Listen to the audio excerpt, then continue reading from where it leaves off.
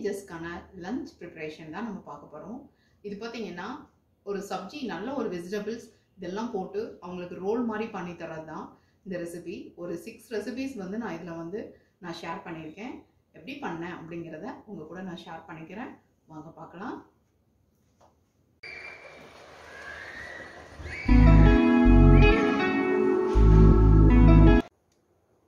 டீனேஜர்ஸ்க்கான நம்ம lunch box menu prepare பண்ணலாம். இது பார்த்திங்கன்னா ரோல் மாதிரி பண்ணுறது தான், ரொம்ப ஈஸியாக இருக்கும்.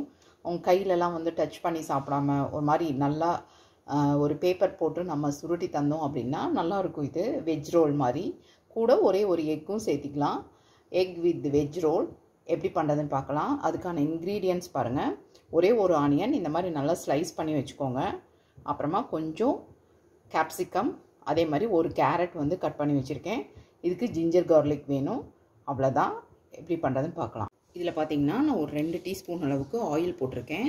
அதில் ஒரே ஒரு டீஸ்பூன் அளவுக்கு ஜிஞ்சர் கார்லிக் பேஸ்ட் ஆட் பண்ணிக்கலாம். கூட ஆனியனும் சேர்த்திடலாம்.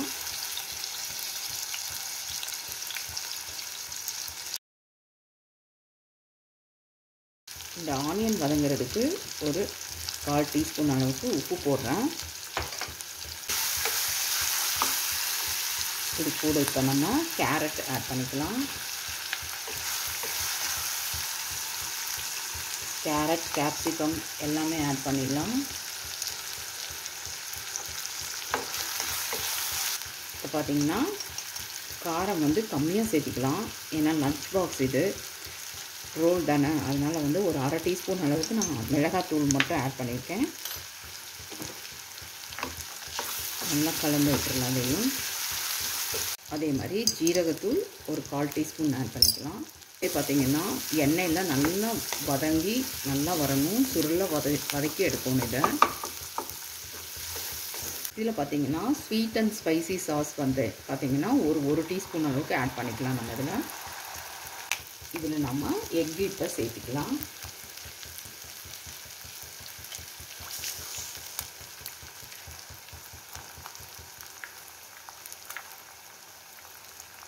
இது ஒரு 3 சப்பாத்திக்கு வரும்.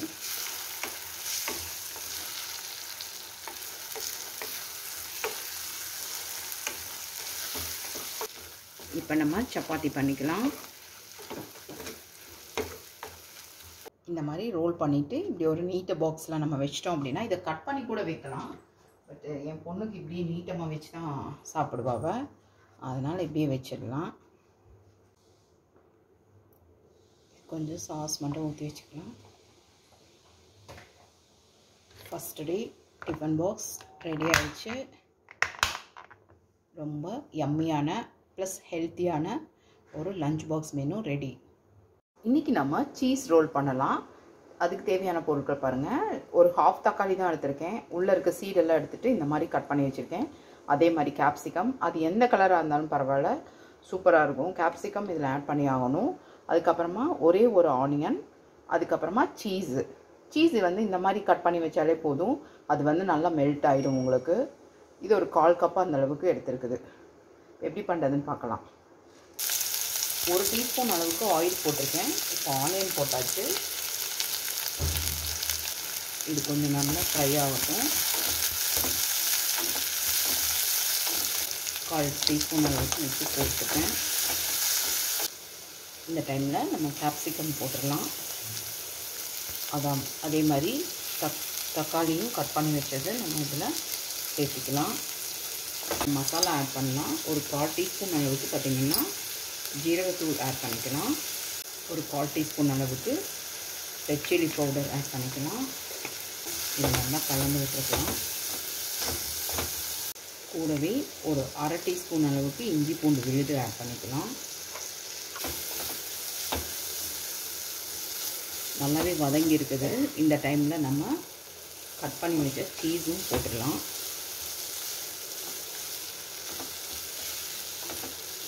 இது பார்த்திங்கன்னா இந்த சூட்லேயே நல்லா மெல்ட் ஆகிடும். நமக்கு அப்போ எடுத்து வைக்கிறப்ப ஈஸியாக இருக்கும். இப்போ நம்ம ஸ்டவ் ஆஃப் பண்ணிடலாம்.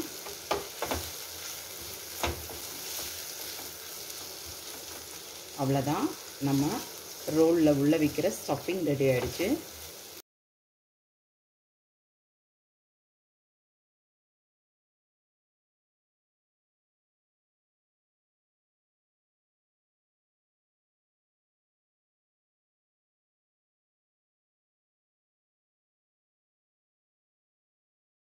இந்த மாதிரி நீங்கள் எடுத்து வச்சுட்டு கூட நீங்கள் ரோல் பண்ணலாம்.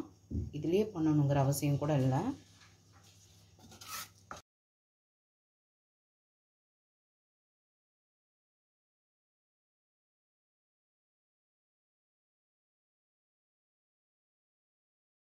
இதில் நம்ம அப்படியே வச்சு விட்டுடலாம். நம்ம செகண்ட் டே லஞ்ச் பாக்ஸ் சூப்பராக ரெடி ஆகிடுச்சு. சீஸ் ரோல்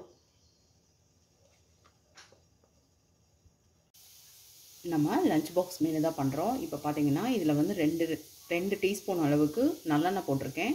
அதில் பாருங்கள், தட்டிட்டு நம்ம வந்துட்டு பூண்டு வந்து ஒரு 4 பூண்டு நான் சேர்த்திருக்கேன்.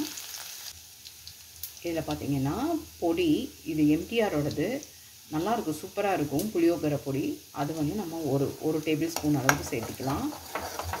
இதையும் நல்லா கலந்து விட்டுக்கலாம். லோ ஃப்ளேமில் போட்டுக்கலாம். இப்போ நம்ம ஃபஸ்ட்டே நம்ம வீட்டில் வந்து இந்த மாதிரி புளியோகரை கொஜ்ஜு வந்து நம்ம பண்ணி வச்சுருப்போம். அதில் 2 டேபிள் ஸ்பூன் அளவுக்கு நம்ம ஆட் பண்ணிக்கலாம். 1 கப் ரைஸ்க்கு நான் இது சொல்கிறது. அவ்வளோதான். இதை நம்ம வந்து ஸ்டவ் ஆஃப் பண்ணிடலாம். ரொம்ப ஈஸியாக பண்ணிடலாம். மார்னிங் எழுந்திரிச்சோன்னா இந்த கொஜ்ஜெல்லாம் நம்ம பண்ணி வச்சுருந்தோம் அப்படின்னா டேஸ்டியாகவும் இருக்குது. இப்போ நம்ம இதை ஆஃப் பண்ணிடலாம், ஸ்டவ் ஆஃப் பண்ணிடலாம். புளியோகரைக்கு சைட் டிஷ்ஷாக பார்த்திங்கன்னா பொட்டேட்டோ ஃப்ரை தான் பண்ணிகிட்ருக்கோம். இதில் பார்த்திங்கன்னா 2 டீஸ்பூன் அளவுக்கு ஆயில் போட்டிருக்கு, 2 பூண்டு சும்மா தட்டி போட்டிருக்குது. அப்புறமா 1/4 டீஸ்பூன் அளவுக்கு சோம்பு, 1/4 டீஸ்பூன் அளவுக்கு கடுகு. அவ்வளோதான். இதை வந்து நல்லா ஃப்ரை பண்ணிவிட்டு கொஞ்சம் உப்பு போட்டு நம்ம இதை நல்லா ஃப்ரை பண்ணி எடுத்து லாஸ்ட்டாக நம்ம பெப்பரோ இல்லை ரெட் சில்லி பவுடரோ போட்டோம்னா நம்மளோட ஃப்ரை ரெடி ஆகிடும். இந்த ரைஸ் பார்த்திங்கன்னா நான் கொஞ்சம் உப்பும் கொஞ்சம் எண்ணெயும் 1 டீஸ்பூன் அளவுக்கு எண்ணெயும் போட்டு நல்லா வேக வச்சு எடுத்துருக்கு. பாருங்கள், இந்த மாதிரி ஒன்றோட ஒன்று ஒட்டாத மாதிரி. அப்போ தான் வந்து புளியோகரைக்கு நல்லாயிருக்கும் ரைஸு. இந்த கொஜ்ஜுக்கு தேவையான அளவு நம்ம ரைஸ் மட்டும் இதில் ஆட் பண்ணிக்கலாம். இது நம்ம கலந்துட்டு அப்புறமா பார்த்துட்டு நம்ம ரைஸ் வேணும்னா இன்னும் கொஞ்சம் ஆட் பண்ணிக்கலாம். இதுக்கு உப்பெல்லாம் சரியாக இருக்குதான்னு பார்த்துக்கலாம். செக் பண்ணி பார்த்துடலாம். இப்போ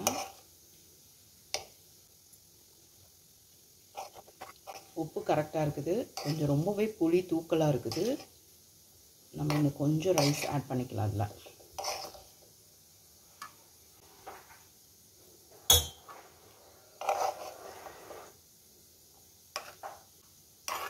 இதை நல்லா க்ளோஸ் பண்ணி கொஞ்சம் நேரம் வச்சிடலாம், டிஃபன் பாக்ஸில் போடுற வரைக்கும். இந்த பொட்டேட்டோ ஃப்ரையில் நம்ம ஒரு 1/2 டீஸ்பூன் அளவுக்கு மிளகாத்தூள் மட்டும் ஆட் பண்ணிவிட்டு நம்ம ஆஃப் பண்ணிடலாம் ஸ்டவ்வை. அவ்வளோதான், நம்மளோட பொட்டேட்டோ ஃப்ரை ரெடி ஆகிடுச்சு. நம்ம இப்போ லஞ்ச் பாக்ஸ் போட்டுக்கலாம்.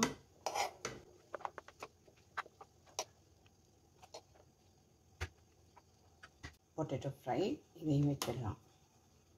டே லஞ்ச் பாக்ஸ் சூப்பராக ரெடி ஆகிடுச்சு. பாருங்கள், இது வந்து சீசனல் ஃப்ரூட்ஸ் என்ன கிடைக்குதோ அதுதான் நான் வைப்பேன் என் பொண்ணுக்கு. மேங்கோ இப்போ வந்து பயங்கர சீசன், அதனால் வந்து மேங்கோ வச்சுருக்கேன். இதில் வந்து புளியோகரை, இதில் பார்த்திங்கன்னா பொட்டேட்டோ ஃப்ரை, மேங்கோ. இதுதான் என் பொண்ணோட லஞ்ச் பாக்ஸ். நம்ம இப்போ எக் ரோல் பண்ணலாம். எக் ரோல்னால் கூட பார்த்திங்கன்னா வெண்டைக்காய் எக் ரோல் பண்ணலாம். இது பார்த்திங்கன்னா நம்ம ஆஸ் யூஸ்வல் நம்ம பண்ணுற பொரியல் மாதிரி தான். கொஞ்சம் எண்ணெய் போட்டு அதுக்கப்புறமா வெங்காயம், அதுக்கப்புறமா கடுகு, உளுந்தப்பருப்பு இதெல்லாம் போட்டு தாளித்து மிளகாத்தூள் போட்டு எடுத்து வச்சேன் ஒரு வெண்டைக்காய் பொரியல் தான். இதில் பார்த்திங்கன்னா 2 எக்கு உடச்சி ஊற்றிருக்கேன். கூட நம்ம ஒரு 1/2 டீஸ்பூன் அளவுக்கு பெப்பர் போட்டுக்கலாம். அந்த எக்குக்கு தேவையான அளவு உப்பு ஆட் பண்ணிக்கலாம். ஏன்னா நம்ம வெண்டைக்காயில் வந்து நம்ம உப்பு போட்டு தான் நம்ம சேர்த்திருக்கோம்.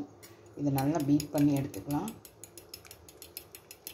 பீட் பண்ணிவிட்டு இது கூடவே நம்ம இந்த வெண்டைக்காய் பொரியலை நம்ம இதில் ஆட் பண்ணிடலாம்.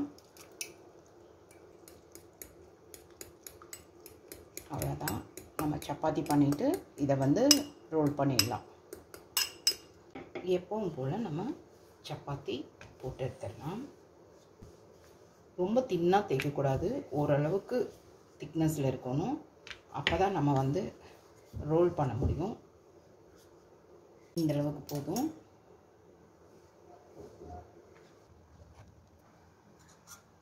இதில் கொஞ்சம் நல்லா ஆயில் போட்டுக்கலாம். இப்போ இது மேலே நம்ம இந்த முட்டையும் நம்ம வெண்டைக்காயும் எடுத்து வச்சதை இதில் போட்டுடலாம்.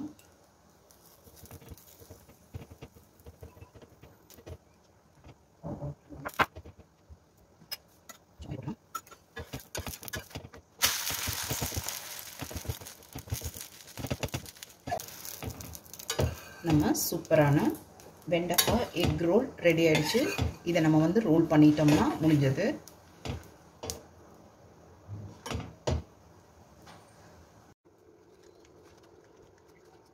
சுவையான எக் ரோல் ரெடி ஆயிடுச்சு. இது டிஃபன் பாக்ஸில் நம்ம அப்படியே வச்சுக்கலாம். இதை நம்ம க்ளோஸ் பண்ணி வச்சுக்கலாம். கூட சாஸோட இன்றைக்கி லஞ்ச் பாக்ஸுக்கு பார்த்திங்கன்னா பாலக்கீரையும் பன்னீரும் வச்சு ஒரு ரோல் பண்ண போகிறோம். அது எப்படி பண்ணுறதுன்னு பார்க்கலாம். பாலக்கீரை பார்த்திங்கன்னா கழுவி நல்லா கட் பண்ணி வச்சுருக்குது. ஒரே ஒரு ஆனியன் வேணும். அதே மாதிரி பன்னீர் பார்த்திங்கன்னா கிரேட் பண்ணி வச்சுருக்கு, பாதி தான். இதில் பார்த்திங்கன்னா ஒரு 2 டீஸ்பூன் அளவுக்கு ஆயில் போட்டுக்கலாம். 1 டீஸ்பூன் அளவுக்கு ஜீரகம் மட்டும் போட்டுக்கலாம். இது கூட ஆனியன் போட்டுக்கலாம். வெங்காயம் கீரைக்கு தகுந்த உப்பு மட்டும் நம்ம சேர்த்துக்கலாம் தேவையான அளவு. நல்லாவே வதங்கிடுச்சு. இப்போ நம்ம இந்த கீரையை போட்டுடலாம்.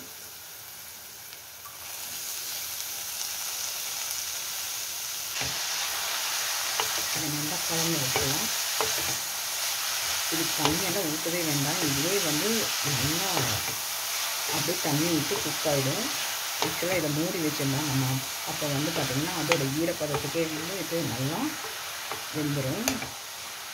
பாருங்கள், தண்ணி ஊற்றாமலே பாருங்கள் எவ்வளோ தண்ணி விட்டுருக்கு அப்படின்னு சொல்லிட்டு. இது கூட இப்போ மசாலா நம்ம சேர்த்துக்கலாம். ஒரு 1/2 டீஸ்பூன் அளவுக்கு ஜீரகத்தூள் சேர்த்துக்கலாம். அதே மாதிரி 1/2 டீஸ்பூன் அளவுக்கு மிளகாத்தூள் ஆட் பண்ணிக்கலாம்.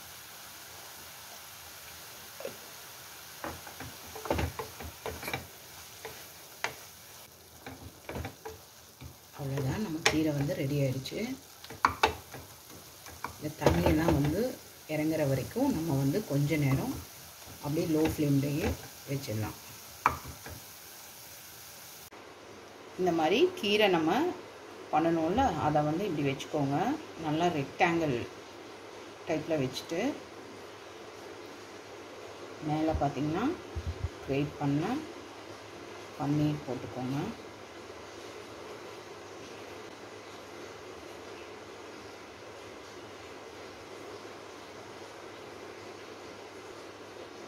ஒரு சைடு இப்படி போட்டுக்கோங்க.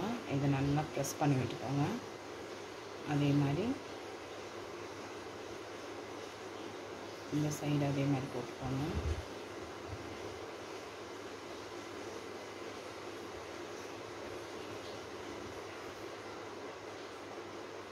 இந்த மாதிரி ஸ்டஃப் பண்ணி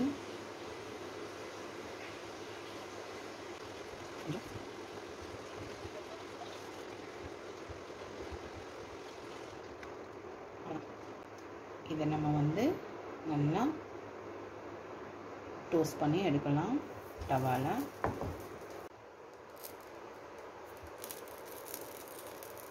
பார்த்திங்கன்னா நல்லா இந்த மாதிரி 2 பக்கமும் நல்லா இப்படி டோஸ்ட் பண்ணி எடுக்கணும். அப்போ தான் வந்து சூப்பராக இருக்கும் சாப்பிட்றப்ப மத்தியானம் லஞ்சுக்கு. இது உண்மையிலே குழந்தைகள்லாம் வந்து ரொம்ப ரொம்ப விரும்பி சாப்பிடுவாங்க இந்த ரெசிபி. அவ்வளோதான், நம்மளோட பாலக் பன்னீர் ரோல் ரெடி ஆகிடுச்சு. ஸ்டஃபிங் ரோல், யம்மியான பாலக் பன்னீர் ரோல் ரெடி ஆகிடுச்சு. இது பார்த்திங்கன்னா நல்லா ஸ்டஃபிங் ரோல் சூப்பராக இருக்கும் உள்ளே. அதனால் இது வந்து நல்லா ஃபில் ஆகும் மத்தியானம் சாப்பிட்றப்ப கூட குழந்தைகளுக்கு. அப்புறமா பார்த்திங்கன்னா கொஞ்சம் சாஸ் வச்சிட்டோம்னா சூப்பராக சாப்பிட்ருவாங்க.